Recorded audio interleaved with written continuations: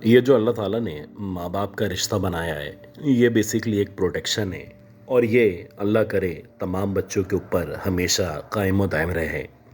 आज की ये जो कहानी है, ये कहानी मिस तानिया की कहानी है। और ये एक ऐसी लड़की हैं, एक ऐसी खातून है जिन्होंने इब्तदा में ही, यानी जब ये 12 या 13 साल की थी, अपनी माँ को ना सिर्फ खो दिया था, बल्कि इनसे छोटे 3-4 बहन भाई मौजूद थे।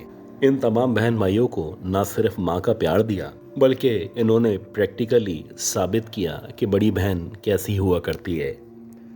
ये कहानी मिस तानिया की कहानी है। और इससे पहले हम इनकी बहुत ही हॉरिफिक कहानी की तरफ बढ़ें, अगर आप में से किसी ने भी अब तक मेरे चैनल को सब्सक्राइब नहीं किया तो सबसे पहले इस चैनल को सब्सक्राइब कर लें, और अगर हो सके तो इस ऑडियो को, इस वीडियो को लाइक कर दें। ये कहानी सन 2001-2002 की कहानी है। और ये उस दौर की कहानी है जब मैं महज 12-13 साल की थी और मेरी अम्मी का किसी बीमारी की वजह से न सिर्फ इंतकाल हो चुका था, बल्कि मेरे बहन भाई बहुत छोटे छोटे से थे। और अक्सर मेरे अब्बू को काम के सिलसिले में लेट नाइट ऑफिस से वापस आना होता था। खैर, हमारा जो घर था ये एक पुराना घर था, लेकिन ये ग्राउंड प्लस 2 पे मुश्तमिल था। और ख़ास तौर पे जब मेरी अम्मी का इंतकाल हो चुका तो मेरे अब्बू ने फ़ैसला कर लिया था कि इस घर को ना ही कभी किराए पे देना है और ना ही किसी दूसरी फैमिली को या किसी भी जानने वालों को अपने घर के अंदर बुलाना है। क्योंकि आमतौर पे जब माँ या बाप में से अगर कोई एक सहारा मौजूद ना हो तो दुनिया के जितने भी गिद्ध हैं ये आपको नुकसान पहुँचाने की आह में लगे रहते हैं और ये इंतज़ार करते हैं कि कब इनको मौका मिले और ये आप लोगों को किसी भी तरह कोई ना कोई नुकसान पहुंचा सकें। खैर, जब मेरी अम्मी का इंतकाल हुआ तो अक्सर ऐसा होता था कि मेरे बहन भाइयों को मैं खाना वगैरह बना के देती। खाना देने के बाद इनको सोने के लिए लिटा दिया करती। मेरे अब्बू कभी रात को 10 बजे, कभी 11 बजे, इवन कि कभी 12-12 बजे वापस आया करते थे। जाहिर सी बात है, मैं बड़ी थी, समझदार थी और मेरे ऊपर एकदम से जिम्मेदारी आन पड़ी थी। तो मुझे अपने आप को ना सिर्फ साबित कदम साबित करना था, बल्कि मुझे अपने छोटे बहन भाइयों का एक माँ बन के ख्याल रखना था। एक दफ़ा ऐसा हुआ कि मेरे अब्बू शायद किसी काम में इस कदर फंसे कि उनको आते आते रात के 2 या 3 बज चुके थे। खैर, उनके आने से पहले जब रात के तकरीबन 12, साढ़े 12 बजे का टाइम था तो एक एक करके मेरे जितने भी छोटे बहन भाई थे सारे के सारे सो चुके थे। और मुझे अच्छी तरह याद है कि बावजूद इसके कि हमारा घर एक बड़ा घर था, मैं कोशिश किया करती थी कि अपने तमाम बहन भाइयों को एक बड़े कमरे में जहाँ पे टीवी मौजूद था वहाँ पे ही सुला दूँ और वहीं पे ही हम सारे के सारे एक साथ सो जाया करते थे। जाहिर सी बात है, हमारी अम्मी हमें इस दुनिया में छोड़ के जा चुकी थी। और सच्ची बात यह है कि उस दौर में जाहिर सी बात है मेरी इतनी उम्र नहीं थी, तो मुझे थोड़ा सा डर भी लगा करता था। खैर, किस्सा मुख्तसर, मेरे सारे बहन भाई सो चुके थे, मेरे अब्बू बस आने ही वाले थे, मैं उनके आने का इंतज़ार कर रही थी। मेरे अब्बू ने मुझे उस दौर में समझा दिया था कि जब तक मैं वापस ना आऊँ या जब तक तुम्हें कंफर्म ना हो जाए कि गेट के बाहर की तरफ मैं मौजूद हूँ, तब तक ना ही दरवाज़ा खोलना और ना ही किसी भी बात पे यकीन करना। सच्ची बात तो ये कि बाहर के दरवाजे के बाद ये जो हमारे कमरे का दरवाज़ा था, जहाँ पे एक बाकायदा लोहे की ग्रिल मौजूद थी, मैं उस लोहे की ग्रिल को भी बंद करती। उसके बाद जो लकड़ी का दरवाज़ा था उसको भी लॉक कर दिया करती। मुझे पता था कि हमारे पास गलती की किसी भी किस्म की कोई भी गुंजाइश मौजूद नहीं है।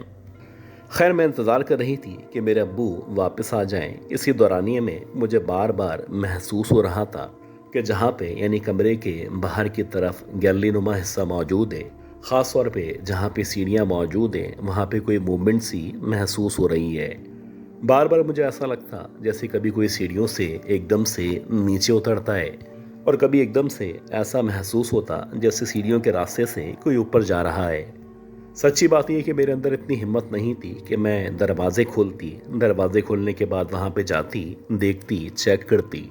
लिहाजा मैं खामोशी से अंदर बैठी हुई थी और इस टेंशन की वजह से मुसलसल मेरे पसीने बहते चले जा रहे थे।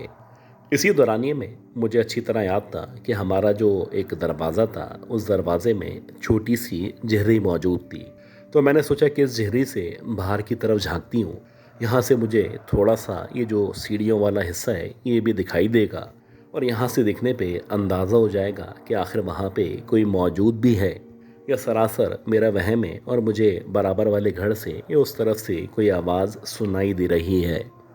खैर मैं दरवाजे के पास आई और दरवाजे में जहाँ पे झिर्री मौजूद थी उस झिर्री के ज़रिए मैंने बाहर की तरफ झांकना शुरू किया।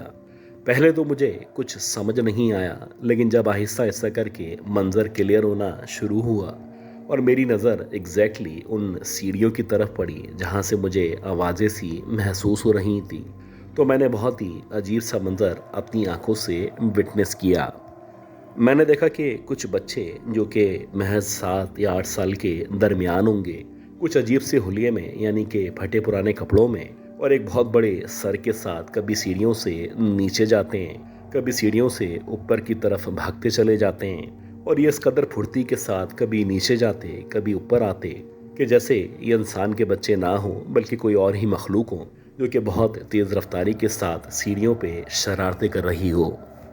अव्वल तो सवाल ये था कि हमारे घर के अंदर जो कि एक प्रॉपरली लॉक्ड हाउस है जिसके अंदर आना किसी भी तरह मुमकिन नहीं है, ये बच्चे बिला आखिर सीढ़ियों से ऊपर या नीचे कैसे आ रहे थे और ये कौन बच्चे थे, ये बच्चे कहाँ से आए थे। ये बहुत सारे सवालात थे जो मेरे जहन के अंदर मौजूद थे और इससे पहले कि मैं अपने सवालात का जवाब जान पाती, मैंने देखा कि इन बच्चों की जो आंखें हैं कुछ अजीब तरीके से ऊपर चढ़ी हुई महसूस हो रही हैं। यानी ये जितने भी बच्चे थे, इन तमाम बच्चों की जो आई बॉल्स थी ये मुकम्मल तौर पे सफ़ेद थीं और जब मैंने इनके पैरों के ऊपर भी गौर किया तो इनके जो पाँव थे वो पाँव नहीं थे, बल्कि ऐसा लग रहा था जैसे किसी परिंदे के पंजे हैं जो किसी इंसान के अंदर जोड़ दिए गए हों। एक अजीब कैफियत थी। मैं झिर्री के ज़रिए बाहर की तरफ झांक रही थी। पीछे मेरे बहन भाई सो रहे थे और मुझे हर वक्त अपने से ज़्यादा अपने बहन और भाइयों की फ़िक्र थी। मैं परेशान थी कि अल्लाह ना करे ये जो भी मखलूक सीढ़ियों से बार बार कभी ऊपर कभी नीचे जाती और आती है, कहीं ऐसा ना हो कि ये दरवाज़ा खोल के घर के अंदर या कमरे के अंदर दाखिल हो जाएं। लेकिन अच्छी बात ये थी कि मेरी माँ को अल्लाह ताला जन्नत में जगह दे। उन्होंने अपनी ज़िंदगी के अंदर ना सिर्फ मुझे कुरान का ख़त्म करवाया था, बल्कि जो बेसिक सूरतें या आयत वगैरह हुआ करती हैं जैसे कि आयतुल कुर्सी वगैरह उन्होंने मुझे याद करवा दी थी। अल्लाह जानते हैं कि मेरे अब्बू जब तक दरवाजे पे नहीं आए, जब तक उन्होंने मुझे बाहर से आवाज़ नहीं दी, मैं मुसलसल आयतुल कुर्सी पढ़ पढ़ के अपने भाइयों बहनों पे, अपने घर पे, अपने कमरे पे हिसार कर रही थी और मैं नहीं चाहती थी कि किसी भी किस्म की कोई इस तरह की गफलत हो जिसकी वजह से मेरे भाई या बहनों को कोई नुकसान पहुंच सके। अल्लाह का शुक्र है कि जब मेरे अब्बू वापस आए तो इस दौरानिए में ये जो भी मखलूक थी ये सीढ़ियों से कुछ इस तरह से गायब हो चुकी थी जैसे इससे पहले वो कभी यहाँ पे मौजूद ही ना रही हो।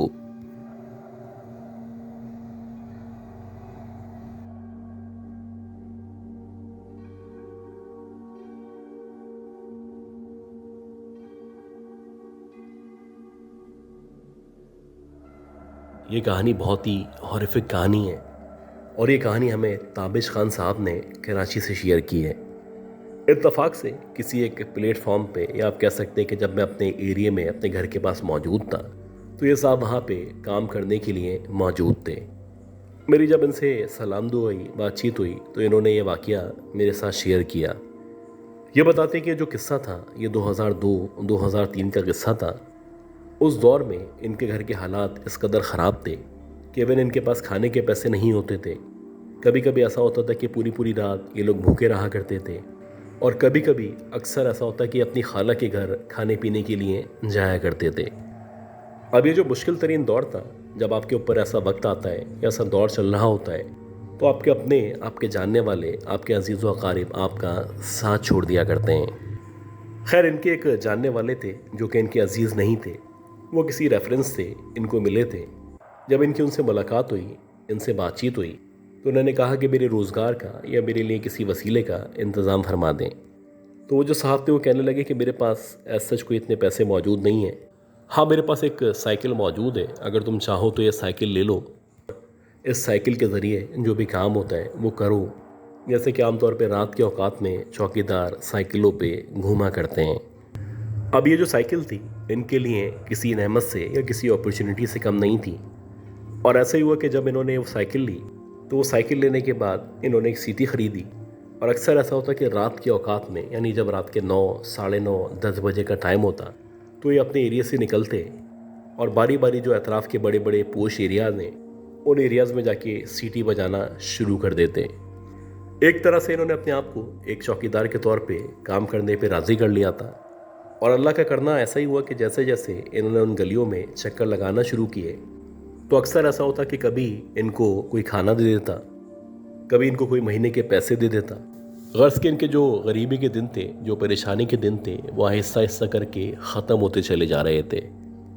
یہ بتاتے ہیں کہ اس دورانیے میں جب میں چوکیدار کے طور پہ کام کیا کرتا تھا تو اکثر ایسا ہوتا تھا کہ مجھے ایک جاننے والے صاحب تھے، وہ کہا کرتے تھے کہ جو گورنمنٹ گرلز کالج ہے اس گلی سے یا اس کی بیک سائڈ سے گزرنے سے پرہیز کرنا۔ اب وہ ایسا کیوں کہتے تھے؟ میرا خیال تھا کہ لا اینڈ آرڈر کا مسئلہ تھا، سیاسی طور پہ جو پرابلمز تھیں وہ اپنی جگہ موجود تھیں، تو میں ان کی بات کو اگنور کر دیا کرتا تھا۔ میرا یہ خیال تھا کہ انشاءاللہ جب میں یہاں سے گزروں گا تو میرے ساتھ کوئی اس طرح کا واقعہ پیش نہیں آئے گا۔ اور ویسے ہی ہوا کہ ایک شدید سردیوں والی رات تھی۔ میرا خیال ہے کہ رات کے تقریباً 2، 2:15 بجے کا ٹائم تھا۔ میرے ہاتھ میں سیٹی موجود تھی، میں سائیکل پہ موجود تھا، میں نے ایک شال اوڑھ رکھی تھی اور مسلسل سیٹی کے ذریعے اہل محلہ کو یا چوروں کو مطلع کر رہا تھا میں یہاں پہ موجود ہوں۔ اسی دورانیے میں جبکہ میں سامنے جو ایک گورنمنٹ اسکول موجود تھا، اس اسکول کے سامنے جہاں پہ کچرا پڑا ہوا تھا، اس کچرے کے سامنے سے گزرنے لگا تو مجھے ایسا لگا کہ کچرے کے آخر میں، یعنی جہاں پہ ایک چھوٹا سا دروازہ موجود ہے، اس دروازے کے ساتھ ایک عورت بہت زیادہ تیار ہو کے کھڑی ہوئی ہے۔ اب پہلے مجھے لگا کہ شاید میرا وہم ہے، میں نے بھی اتنا غور نہیں کیا اور میں آگے بڑھتا چلا گیا۔ لیکن آپ یقین کریں کہ عجیب بات یہ ہوئی کہ جب میں نے آگے پلٹ کے پیچھے کی طرف دیکھا تو مجھے باقاعدہ احساس ہوا کہ واقعی میں اس گیٹ کے ساتھ کوئی نہ کوئی کھڑا ہوا ہے۔ اب میں نے آہستہ آہستہ کر کے جو میری سائیکل تھی اس کو سلو کیا۔ فائنلی ایک ایسے پوائنٹ پہ جہاں سے مجھے یہ پورا حصہ نظر آیا کرتا تھا، میں نے وہاں پہ جا کے اپنی سائیکل کو روکا اور روکنے کے بعد اس طرف بڑھنا شروع کر دیا جہاں پہ یہ عورت یا یہ حسین لڑکی کھڑی ہوئی تھی۔ اچھا، عام طور پہ جو کچھ بیڈ ورکرز ہوتے ہیں یا برا کام کرنے والے لوگ ہوتے ہیں وہ بھی تیار ہو کے اس طرح سے کارنرز پہ یا جگہ جگہ پہ کھڑے ہو جاتے ہیں۔ اب جیسے جیسے میں اس کے قریب بڑھ رہا تھا ویسے ویسے مجھے لگ رہا تھا کہ ہلکی ہلکی سی، دھیمی دھیمی سی، سندل کی سی خوشبو آنا شروع ہوئی ہے۔ اور عجیب بات یہ تھی کہ مزید آگے بڑھنے پہ ایسا لگا جیسے چمیلی کی خوشبو آ رہی ہے۔ اور آخر میں جب میں اس عورت کے بالکل قریب پہنچا تو مجھے باقاعدہ موگرا کی خوشبو کا احساس ہو رہا تھا۔ ایسا لگ رہا تھا اس نے بہت زیادہ موگرا کا استعمال کیا ہوا ہے، یا اس نے بہت زیادہ رات کی رانی یا اس طرح کے پھولوں کو اپنے بالوں میں لگا رکھا ہے۔ اور جب میں اس عورت کے بالکل سامنے پہنچا تو میں نے دیکھا کہ دنیا کی سب سے حسین ترین عورت یا لڑکی میرے سامنے کھڑی ہوئی ہے۔ اور حیران کن بات یہ تھی، میں چوکیدار جس کی کوئی حیثیت نہیں ہے، جس کو لوگ عام طور پہ نظر انداز کر دیا کرتے ہیں، وہ میری طرف دیکھ کے ایسے مسکرا رہی ہے جیسے وہ میرے آنے کا انتظار کر رہی تھی۔ میرے ایک لمحے کے لیے سمجھ نہیں آیا کہ جو منظر ہے یہ حقیقت ہے یا سراسر میرا کوئی وہم ہے، میرا کوئی خواب ہے۔ اسی دورانیے میں جبکہ میں اس سے مزید کوئی بات کرتا، اس عورت نے مجھے ایک عجیب سا اشارہ کیا، جیسے کہ وہ اپنی انگلی کے اشارے سے مجھے کہنا چاہتی ہو کہ میں اس کے مزید قریب بڑھتا چلا جاؤں۔ اب جیسے ہی میں اس کے مزید قریب پہنچا تو میں نے دیکھا کہ اس کے ہاتھ میں بہت سارے پھول موجود تھے۔ کچھ عجیب طریقے سے وہ ان پھولوں کو ہوا میں پھینکتی چلی جا رہی تھی، اور سب سے حیران کن بات یہ تھی کہ اس کے ہاتھ میں فرض کریں اگر 10 پھول بھی موجود تھے تو جس تیزی کے ساتھ یا جس رفتار سے وہ ان پھولوں کو فضا میں اچھال رہی تھی تو ان کو کچھ سیکنڈز کے اندر ختم ہو جانا چاہیے تھا، لیکن باوجود اس کے کہ اس کے ہاتھوں سے بہت سارے پھول فضا میں جاتے جا رہے تھے، ایسا لگ رہا تھا کہ کوئی اس کے ہاتھوں میں مسلسل مزید پھول ڈالتا چلا جا رہا ہے۔ کچھ عجیب طریقے کا منظر تھا۔ ایک تو میں ویسے ہی تشنگی کے اندر تھا اور میں مکمل طور پہ اپنے حواس کو کھو چکا تھا، تو مجھے اس عورت کی جو بھی بات تھی، جو بھی ادا تھی، وہ نہ صرف اچھی لگ رہی تھی بلکہ مجھے ایسا لگ رہا تھا میں مسلسل اس کے سحر میں مبتلا ہوتا چلا جا رہا ہوں۔ آپ یقین کریں کہ مسلسل 1 یا 2 منٹ تک یہ منظر ویسے ہی چلتا چلا گیا۔ مسلسل اس کے ہاتھ سے ایسا لگ رہا تھا فضا میں پھولوں کو پھینکا جا رہا ہے، लेकिन हर कुछ देर के बाद मुसलसल वो फूल आते चले जा रहे थे और ये मंज़र अब तक मेरी समझ से बाहर लग रहा था। इसी दौरानी में उस औरत ने मेरी तरफ देख के आगे बढ़ना शुरू किया। अजीब बात ये थी कि जैसे ही उस औरत ने मेरी तरफ बढ़ना शुरू किया, जैसे जैसे वो आगे आ रही थी, वैसे वैसे उसका जो हसीन तरीन चेहरा था वो एक खौफनाक चेहरे में तब्दील होता चला जा रहा था। अब ऐसा लग रहा था जैसे वो औरत जो कि बहुत खूबसूरत थी, वो बाकायदा एक शैतान की सी सूरत में मेरे सामने खड़ी हुई थी। अब जब मैं उसके मज़ीद वजूद पे गौर कर रहा था, तो जब मेरी नज़र उस औरत के पैरों के ऊपर पड़ी, तो अब मुझे यकीन हो चला कि मेरे सामने एक चुड़ैल या पिछल पैरी मौजूद है। क्योंकि उस औरत के जो पैर थे वो ना सिर्फ उल्टे थे, बल्कि उसके पैरों पे बेतहाशा लंबे लंबे से बाल मौजूद थे। अल्लाह जानते कि मैंने जैसे तैसे अपने आप को सेंसेस में रखते हुए ना सिर्फ पलट के भागना बेहतर समझा, बल्कि मुझे जितनी भी कुरानी आयत आया करती थी, मैंने मुसलसल ज़ोर ज़ोर से उनकी तिलावत शुरू कर दी। ये वो दिन था जो कि मेरी ज़िंदगी का एक ऐसा दिन था जो कि ना सिर्फ बहुत डरावना था, बल्कि आज भी जब मैं इस वाक़े को या उस औरत को महसूस करता हूँ या उसके बारे में सोचता हूँ, तो एकदम से मेरे रोंगटे खड़े होना शुरू हो जाते हैं। कहा जाता है कि आज भी वो जो गवर्नमेंट कॉलेज या स्कूल मौजूद है, वहाँ पे वैसे ही कचरा मौजूद है और वैसे ही अक्सर रात के औकात में इस तरह की मखलूक़ात वहाँ पे नज़र आया करती हैं।